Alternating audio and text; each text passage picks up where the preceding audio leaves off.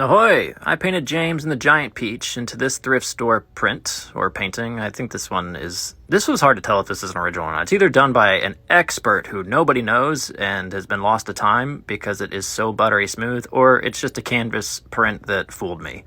But I did do my research, could not figure out who this was. Don't feel bad about it.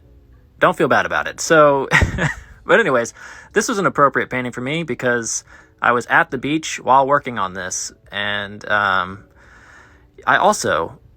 have no interest in, by the way, having any of this be coherent or like a running narrative, but I was in Galveston, I went to a museum. Did you know Galveston had a very prolific and famous pirate named John Lafitte, and that he became governor at some point?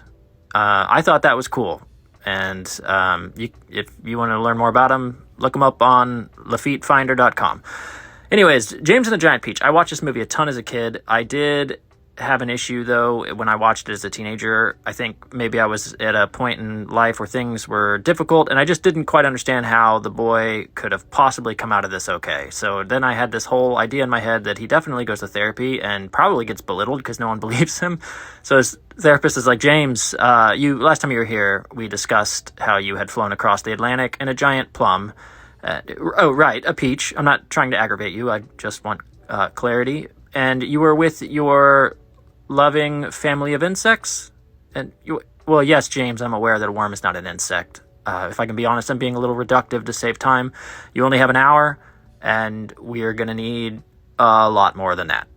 But then eventually I forget what was in the movie and what wasn't, and I'm arguing with people about the scene where he's picking up shifts at Foot Locker because his therapist is outside of network.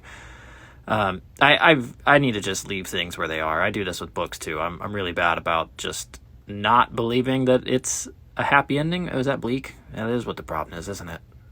Fuck, now I need to go to therapy. Anyway, so here's the end result. Here's some before and afters for you, huh? There you go. Bada bing, bada boom. If you like that, you can get a print at downcycled.com. Okay, love you, bye.